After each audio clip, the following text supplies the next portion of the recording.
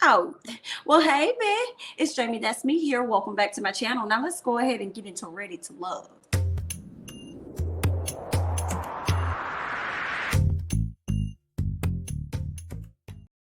All right, y'all, let's go ahead and get things started. Where do we pick up? We pick up with Alexis getting in Amber's arms, okay, about her kissing Ron. She was really upset because she really confided into Amber about her life and the situation that was going on with Ron. So not Alexis, but Amber was wrong. She was wrong for going out there kissing that man, especially when you've already made your decision this far in the game, girl. You know who you're going to be with. Miss Amber says, well, girl, it wasn't even like that, honey. So let me go ahead and tell you.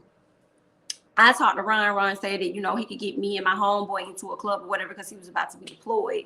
And so that's what we went and did. He had a section for us. We hung out. We had a great time. He ended up kissing me. I kissed him back, but it wasn't anything like that. And I'm like, I'm thinking about this so many different ways. One, I'm thinking about it like this. Ron, who are you to feel as though just because you got a woman into a club for free that you could just put your lips on her? Who are you to think that just because you did a favor for her, she owe you something in that moment and you could just lean in and get a kiss? Where they do that at? Okay. But you give me those type of vibes, unfortunately. So that's why I'm looking at that situation side eye.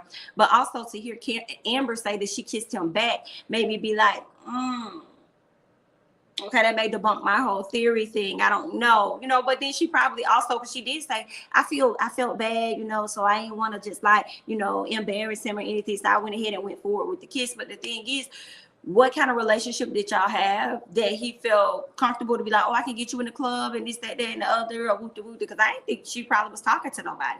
So that right there is sketchy. It's sketchy on both sides. It's sketchy for Amber and it's sketchy for Chris, So I'm still side-eyeing. I'm side-eyeing it because you already knew that your homegirl was in this situation with him and she had confided in you about it, but you still went out, hung out, kissed, and never told her about it. So you still get the side eye.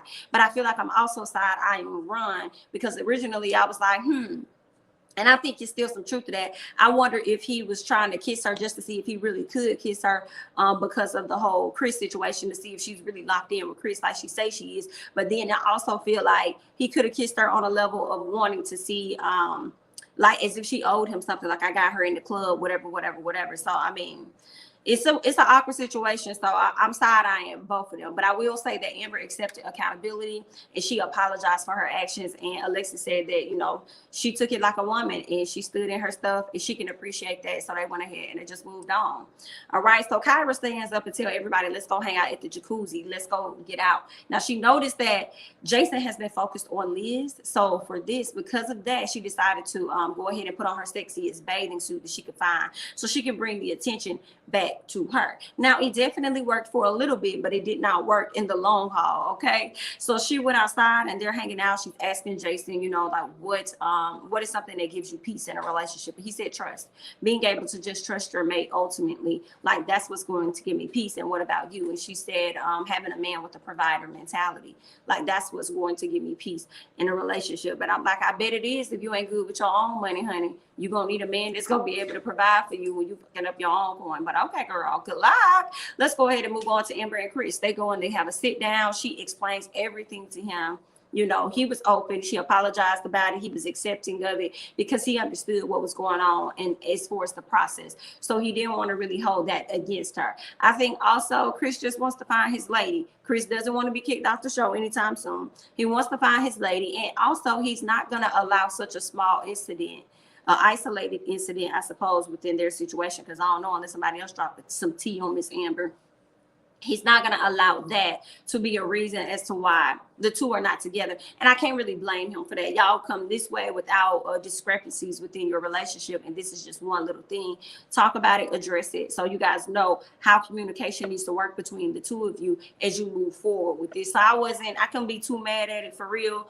But that's where they were. They were in a good place. So good for them. We can move on to Alexis watching the hell out of Kyra and AJ over there in the pool. She's seeing that Kyra is paying more attention to Mr. Jason than she is AJ. And it's really frustrating her because she know that Kyra is in her way from getting to AJ. Kyra is the person that's in the way. And it's like, Kyra really ain't in the way, in my opinion. If he wants you, that's where he's going to go.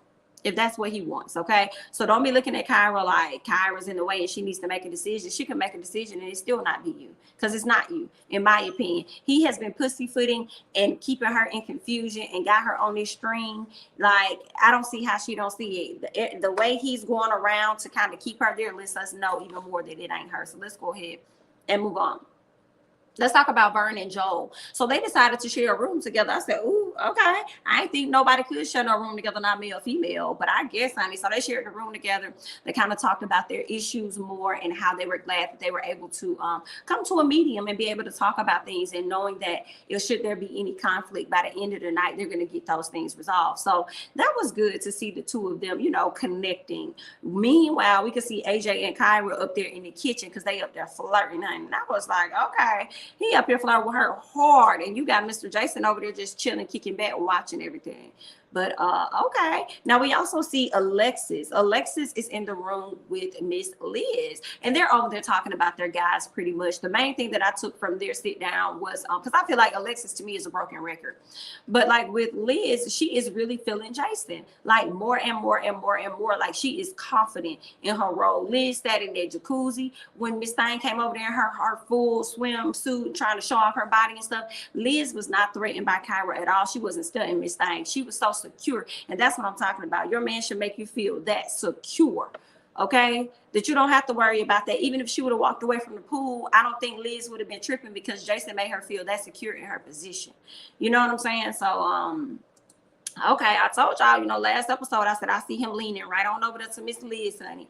Okay, so let's go ahead and move on. What we learned from Jason as well as Alexis is that Kyra and AJ really do a lot of arguing, and I did not know that, and I kind of wish they would have showed us a little sneak peek, but OWN ain't really about that drama unless it's Love and Marriage Huntsville. Hey, see y'all next month. But yeah, I didn't even know that they had any disagreements like that. They don't really show us that. If anything, they show us the fact that AJ don't talk to nobody. He don't talk about nothing. Okay, he's very low talking, and he just don't. He doesn't have a lot of words. He's a man of little words. I guess that will be the case. All right, so that's that on not Jason. If I said Jason, I mean AJ. So let's go ahead and move on. Kyra and AJ. So they decided to go and have like a little play tennis or whatever. He hasn't really had the time to spend with her. He wants to take this time to spend with her and to assess her mind and see where she is with things. So he wants to know, like, what's up? Who you choosing? First of all, I know he's gonna pick Liz. I knew he was gonna pick Liz because when she had to play whatever game, he betted her, told her, like, if you mess this up, then you gotta call me the sexiest man alive. And the way she held her face up looked as though she was expecting him to kiss her on her lips or something, but it was like he kissed her on her forehead, and I was like, he wouldn't have did that to Liz. He would have kissed her on her lips. Yeah, you're not it. But I also felt like it was unfair for him to sit up there and ask her, like, what are you trying to do? I feel like Liz has told me where she wants this relationship to go, so she's directing me on how to pursue her. I'm like, no, she's not. She's telling you her expectations for the relationship, but she's not telling you how to pursue her. And that's why I was glad Tommy told him when he sat down with him and said, no woman can tell you how to pursue her. That's going to be on you. Okay, how's she gonna know? That's on you. If you're interested, you pursue, just like you're interested in Liz. You continue to come back. Okay, I guess what he was trying to say, you're not giving me nothing to go off of. Like, I want to get to know you. I want to be interested in you. Like, everything was going good in the beginning, but now I noticed that you kind of like fell back a little bit, and that's what she was actually telling him, that he kind of fell back after they had their last male meeting with Tommy. And he was just like, because you undecided, you don't know what you want. At this point in the process, I feel like you should know what it is that you want. And I had to agree with him. I feel like, yeah, for the most part, everybody is solidifying who they want. And the fact that you don't know, and the fact that AJ doesn't necessarily know, and the fact that y'all got some similarities, y'all may actually be a good couple to work out. And I don't understand how you do not know who you trying to be with, but you're going out here trying to impress another man, putting on your sexiest bathing suit for him and doing all this extra stuff. But when it comes down to it, you can't make a decision on which one you choose, which one you want to be with. That makes no sense, girl. Your decision is Jason. Why do you feel like you have so much loyalty to AJ, because at this point it makes me think that you're playing the game now and you really don't want to be eliminated, because you see that Jason is actually leaning more towards Liz, and you don't want to say Jason because you're afraid you're gonna get your heart broken, so you want to continue to keep AJ there. So once Jason makes his decision, it's easier for you to just go over there to AJ. So you really want the guys to make the decision for you. Like, girl, okay, I got you, you know, but I like I said, I think it was unfair for him to ask that of her, and he didn't even have a decision himself on who he was choosing. But I understood where he was trying to come from at the same time.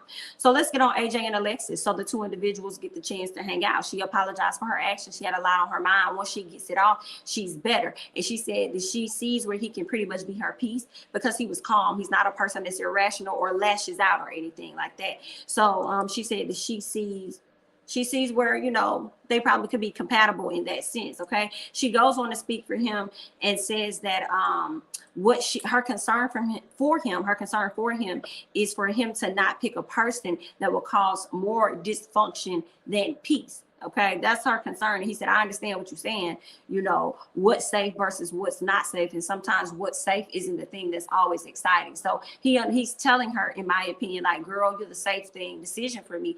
I should really be with you, but ain't nothing about you exciting. Like, there's nothing really about you that makes me want to be with you. And that lets me know, even though he said he came here and he's ready for love, that means that you also, some part of me just feel like he also isn't ready to grow up. I feel like, Miss Alexis is probably going to force him to man up and be more of a man than what he may need to be with other women or something. So it's something that's off about that. Maybe she may be a bit too mature for him or something. So I don't know what it is, but it's something that's like, I can't put my hands on it. So Tommy comes, he sits down with Jason, wanted to know his thoughts on Miss Kyra, assess the situation. You know, he says Kyra's still undecided. I told y'all how Tommy told him a woman can't tell you how to pursue her. If you had to make a decision today, who you leaving with? Jason said, I'm leaving with Liz. We all knew that. That's what it is. I refuse to believe that he's not going to choose her. And let's go ahead and move on. Tommy sits down, speak with Chris and Joel. They both talked to him about the issues that they had in their relationship, but how they both were able to get things to come to a happy medium. Chris with Amber having to kiss Ron, and he knew nothing about it. And Joel was saying that he would leave with Kyra on that particular day. And Miss Bernicia knew absolutely nothing about it. So they talked about that and how they were able to smooth everything over, but they're still sold on choosing the women that they are with now. Okay. So then we see Tommy meet with AJ. AJ still over there in a state of confusion, talking about, I don't know who I want to be with. I don't know. Tommy, I don't want to make this decision. Tommy said, but you have to. I said, come on, Tommy. Let him know you got to make a decision today now. Okay, so you done drug these women out long enough. Okay, you need to make a decision. And you also owe it to yourself to make a decision, especially when it comes to Kyra, because she don't even know if she wants you or not. So do you want her? Maybe she should pick the other person and stop wasting your time. You need to make a decision now. And I was really waiting on him to self-eliminate himself if he couldn't make the decision. Just go and choose Kyra. Let Kyra say that she don't want to be with you. And see, this is what I'm seeing with Kyra and AJ, in my opinion. I feel like they're both afraid of getting their feelings hurt. That's what it is. That's why they over here in limbo, and they keeping each other in the same, spot. And it's crazy that AJ is in the spot that he has Alexis in. That's the same spot he's in when it comes to Kyra.